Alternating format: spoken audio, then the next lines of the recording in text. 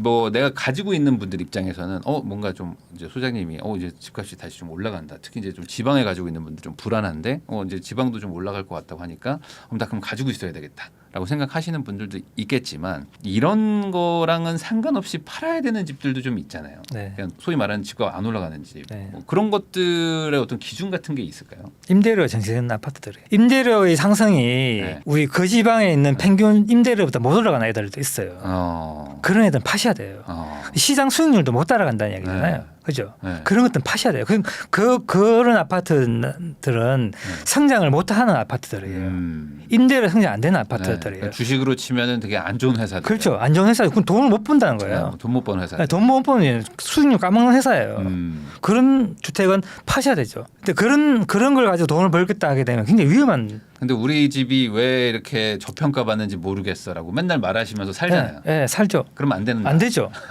왜 안 올라? 자기 그거 보면은 자기는 싼 데 살고 있는 거예요. 임대가 올라야 되는데 그러면서 이제 하시면 안 되죠. 그러니까 그런 집에 전월세 사는 건 괜찮지만은 매매를 통해서 하시는 건 매매를 하고 있으면 안 된다. 그래서 임대료의 어떤 상승을 잘 보셔야 되고 또 이제 지역마다 차이는 있어요. 어떤 분들은 수익률이 좋으면은 네. 좋다고 이렇게 말씀하시는 분도 계신데 네. 수익률하고 그 리스크가 반대의 개념이잖아요. 지방의 수익률 높잖아요. 강남이 낮고. 그렇죠. 그리고 지방에 가게 되면 수익률이 굉장히 높은 애들도 많아요. 맞아요. 개입이 딱 붙어가 수익이 엄청 높습니다. 네. 그게 좋은 아파트가 아니에요. 맞아요. 위험한 아파트라는 걸 시장에서 말하고 있는 거예요. 네. 그런 걸 투자하셔가지고 안 오른다 그러면 안 되거든요. 그 네가 리스크를 가지고 간 거라고 이렇게 판단한 거예요. 오히려 반대로 생각하시더라고요. 네. 강남에 있는 빌딩이 수익률이 막 2.5%밖에 안 맞아요, 나온다고 너무 리스크 있다고 하시는 분들이 아닙니다. 그게 좋은 거니까 그런 거잖아요. 누가 봐도 안전하니까. 네, 맞습니다. 은행 이자보다 안 나오는 네. 게 이유가 있는 거잖아요. 약간 그런 거 개념. 강남 월세가 지금 1.7에서 2.5도 안 네. 나와요. 그렇죠. 네, 그 사이 왔다 갔다 하는데. 그러니까 그런 식으로 반대로 생각을 해보시고 네.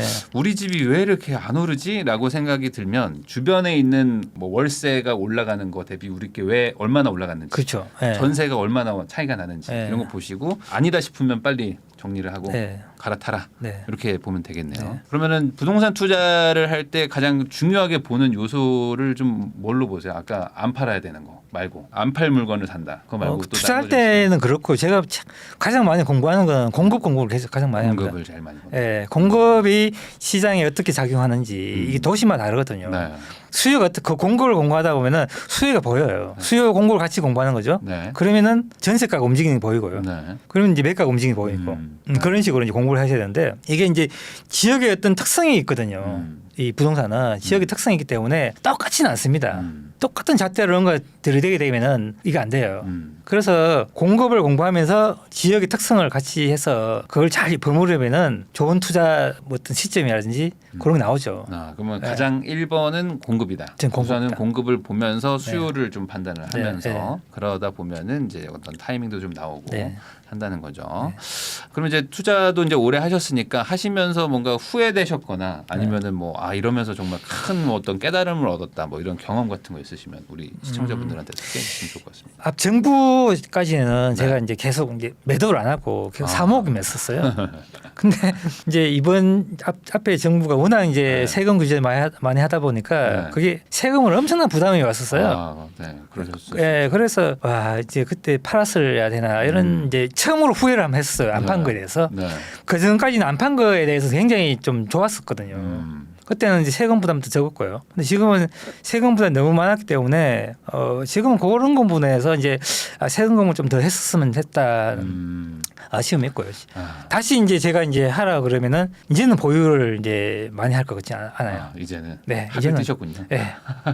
이제는 더 이상 이제 보유하지 않고요. 이제는 어느 정도 좀 정리를 좀 네, 해야 정리를 해야겠다. 이제 수익을 나면은 그냥 팔고 이런 식으로 해야 되겠다는 생각을 하죠. 네. 저도 마찬가지입니다. 네, 세금이 시장을 매도하게 만들면은 절대 임대 시장 안정이 안 됩니다.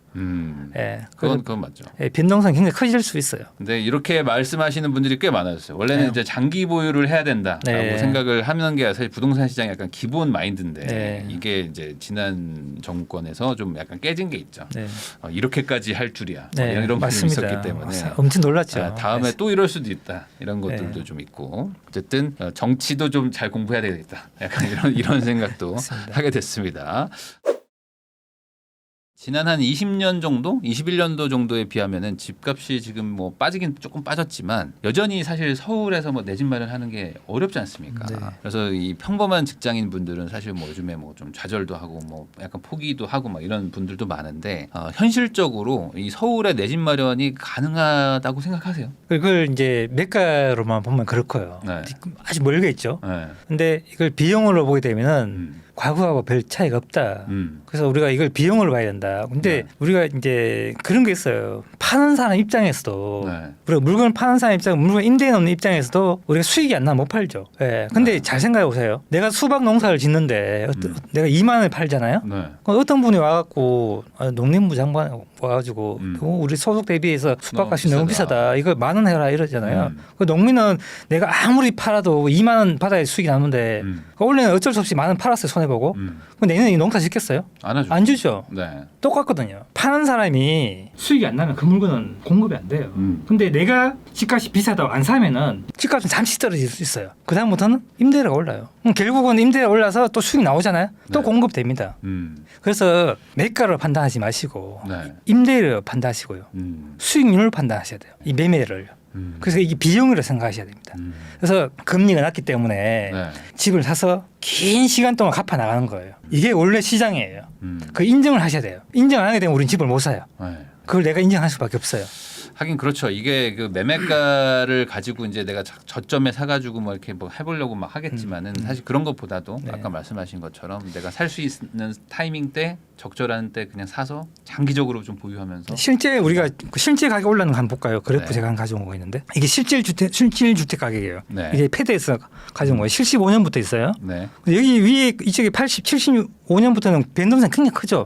네. 엄청 크죠. 엄청 크죠. 네. 근데 그때는 우리가 경제 규모가 작고 성장이 굉장히 크기 때문에 네. 주택도 변동성이 굉장히 컸어요. 네. 그러다 우리가 2000년도 넘어가서 변동성이 굉장히 작죠. 작네요. 이때부터는. 작다. 우리가 저기 한번 보세요. 여기 언제나 인대세 3법이에요. 네. 임대차 3법 나오면서 그냥 급등해 버렸어요. 네. 여기 지금 다 떨어졌죠. 네. 그래서 원래 수준 돌아간 거예요. 주택 가격이. 네. 그래서 원래 수준으로 돌아갔는데 우리가 볼 때는 되게 이제 높아 보이잖아요. 네. 근데 우리가 경제 규모가 커지면은 우리가 이제 천천히 움직이듯이 네. 우리가 주택 시장도 커지면은 이 변동성이 굉장히 좀 낮아져요. 근데 낮아졌는데 굉장히 크게 느낀 거잖아요.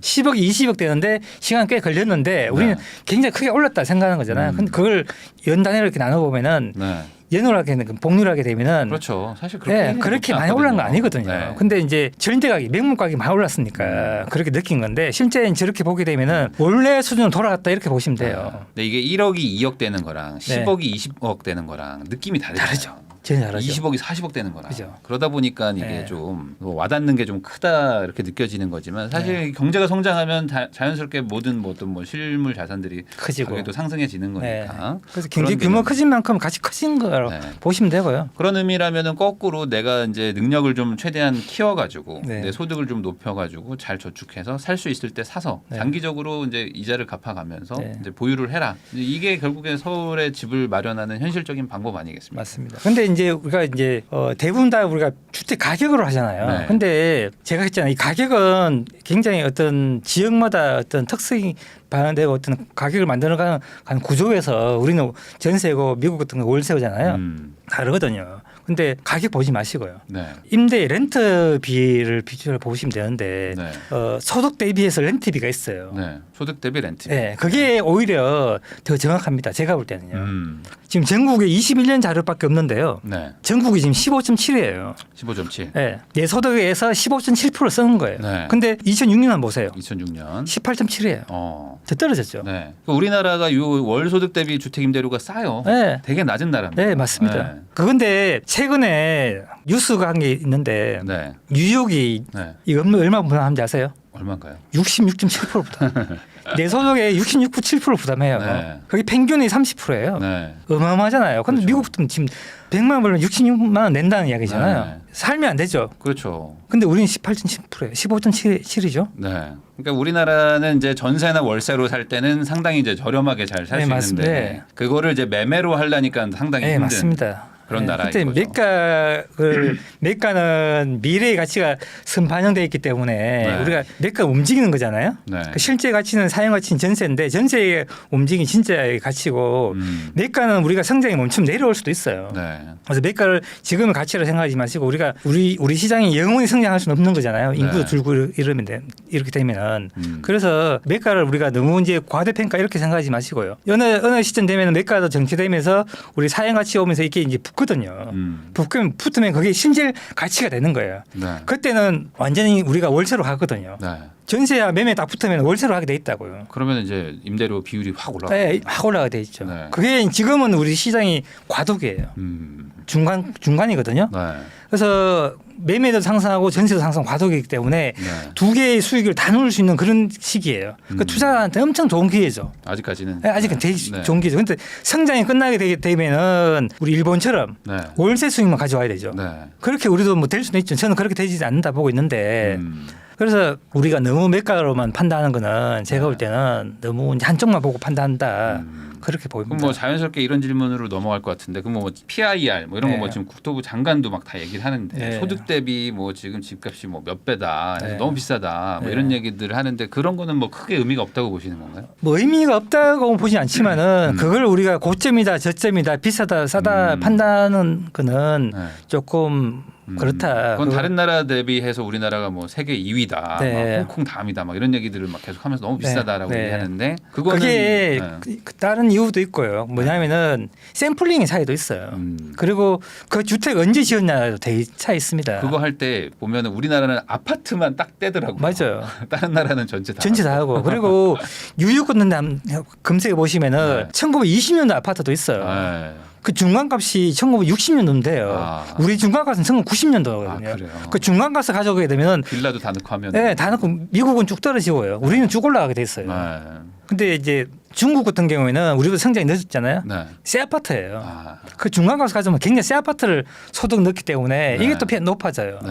근데 이게 PR 지표가 자체가 네. 우리가 아무래도. 정확하게 비교하기에는 좀 아무래도 그렇죠. 무리가 있다 이렇게 봅니다. 그래서 저는 렌트비를 좀 더 보시라. 네. 네. 하긴 또 이렇게 또 렌트비를 가지고 얘기를 하면 우리나라야말로 살기 좋은 나라가 돼버리는 맞아요. 거니까 네. 이게 다 각자 그 통계마다 또 오차도 있고 네. 차이도 기준 차이가 있다 보니까 그냥 참고 정도만 해야 되는 거라고 네, 생각을 맞습니다. 합니다. 네.